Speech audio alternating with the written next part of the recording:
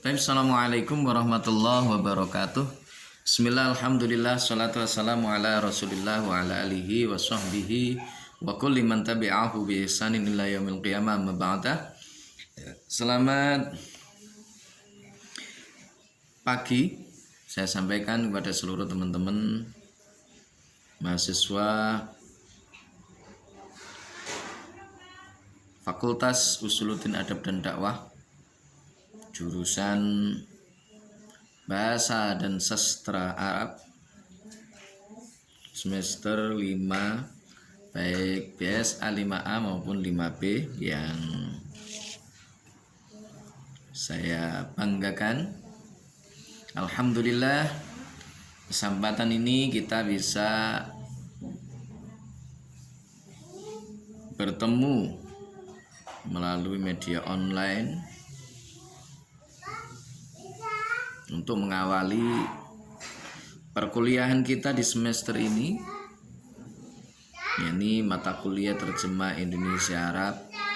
Mudah-mudahan meskipun kita tidak bisa bertemu secara langsung karena memang masih dalam masa pandemi COVID-19, mudah-mudahan kita bisa belajar secara maksimal, mendapatkan ilmu yang barokah, manfaat fid dini wa dunya wal akhirah. Amin Allahumma amin. Baik, teman-teman yang saya banggakan,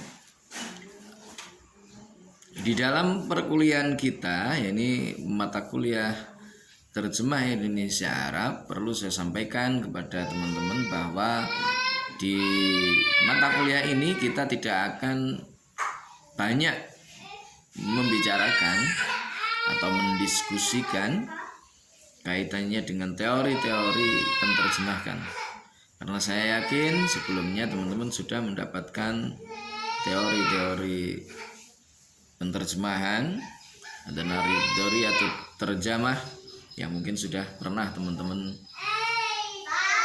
ikuti dan selesaikan di semester sebelumnya. Nah, di semester ini nanti kita akan lebih banyak untuk melakukan praktek penerjemahan teks Indonesia ke teks Arab. Saya tidak mengatakan bahwa saya lebih hebat, lebih pintar daripada teman-teman semua. Oleh karena itu nanti di sini saya menuntut teman-teman untuk lebih banyak aktif dan kita belajar bersama-sama. Sangat mungkin teman-teman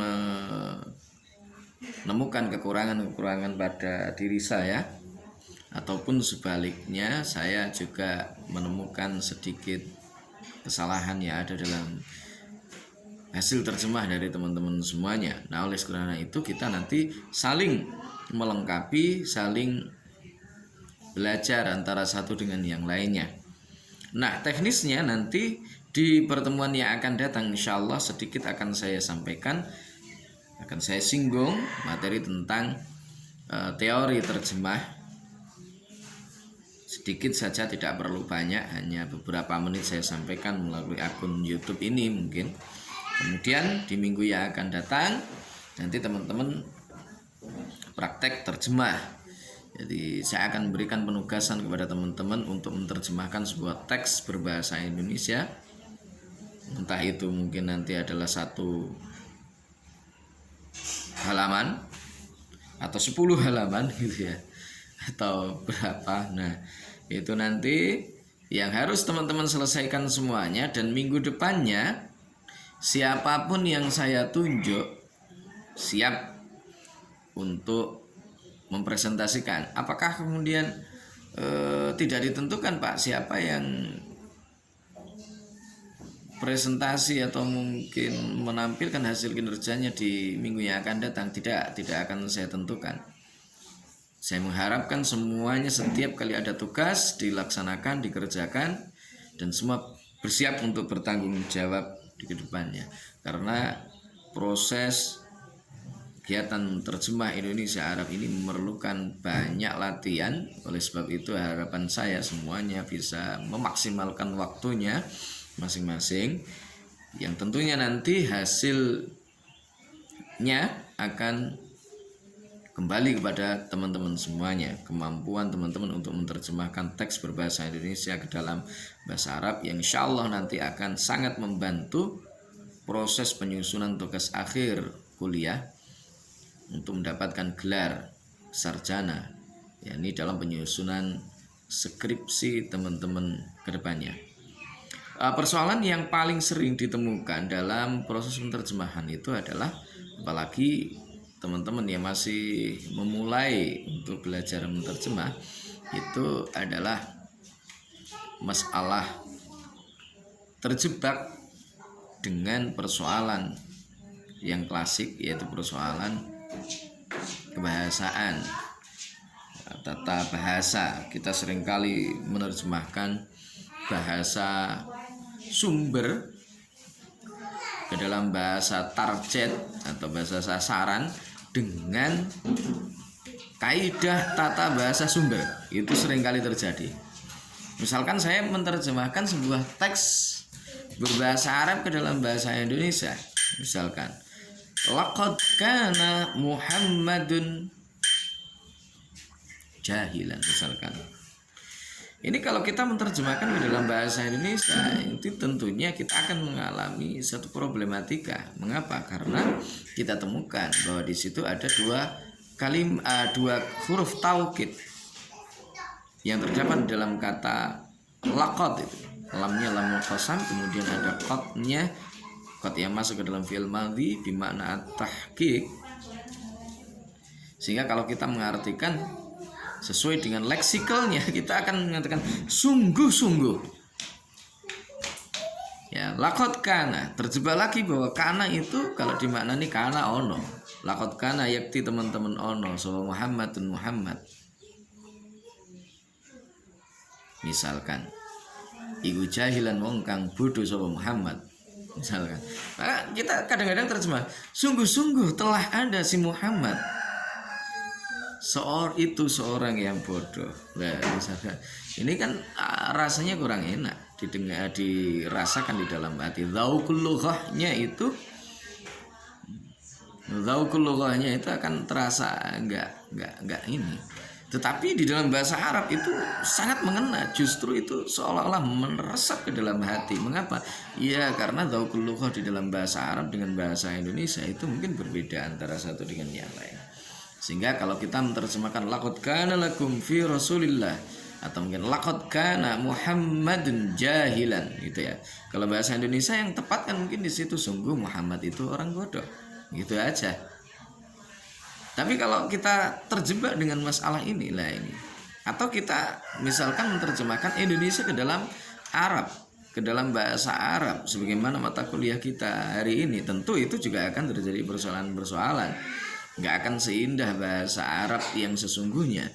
Mengapa? Karena bahasa Arab itu ketika misalkan kita melafalkan sebuah kata dengan melihat situasi dan kondisi dari khitab yang kita hadapi, itu kadang-kadang harus atau menuntut kita untuk menggunakan kata yang berbeda antara satu dengan yang lain. Contoh ketika kita misalkan saya berbicara dengan seorang yang khaliyul dhihni, khitabnya adalah khaliyul dhihni, maka saya akan mengatakan misalkan ketika mengabarkan Muhammad adalah seorang yang bodoh, Muhammad seorang yang bodoh, misalkan kana Muhammadun jahilan, cukup.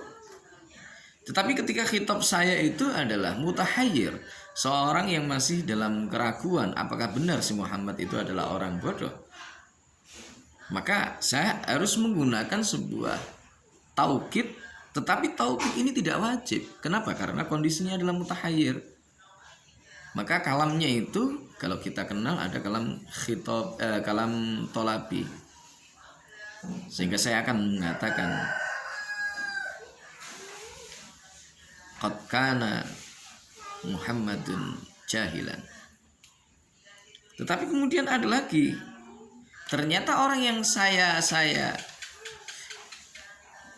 ajak bicara itu mereka ingkar kalau si Muhammad itu bodoh. Maka wajib hukumnya kita menggunakan taukid. Qad hukumnya wajib. Yang tadi qadnya itu adalah untuk tolabi, lebih bagus digunakan itu karena kalamnya adalah kalam tolabi. Yang berikutnya ini adalah wajib karena dia ingkar. Nah, Ternyata orang yang saya ajak itu ingkarnya macam-macam. Ingkarnya agak berada di level atasnya. Saya akan menambahkan lagi, laqad kana Muhammadun jahilan. Masih ingkar lagi, sudah ingkarnya puncak. Wallahi laqad kana Muhammadun jahilan. Misalkan begitu. Nah, disinilah seni atau mungkin seringkali para penerjemah baru yang masih belajar seperti saya ini seringkali mengalami kendala-kendala atau masalah ketika melakukan proses penerjemahan. Nah, itu teman-teman sekedar pengantar saja, sekedar pengantar untuk mata kuliah kita, yaitu kita mata kuliah terjemah Indonesia Arab.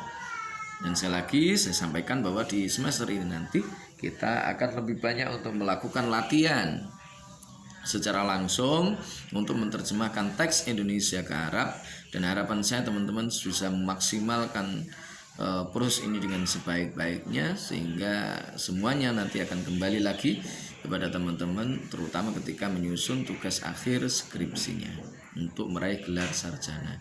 Baik, terima kasih teman-teman, itu yang bisa saya sampaikan, dan kita tutup dengan bacaan hamdalah alhamdulillahi rabbil alamin. Terima kasih, wallahul muwaffiq ila aqwamit thoriq, billahi taufiq wal hidayah, wa minar rasul sallallahu alaihi wasallam asy-syafa'a wa tarbiyah. Assalamualaikum warahmatullahi wabarakatuh.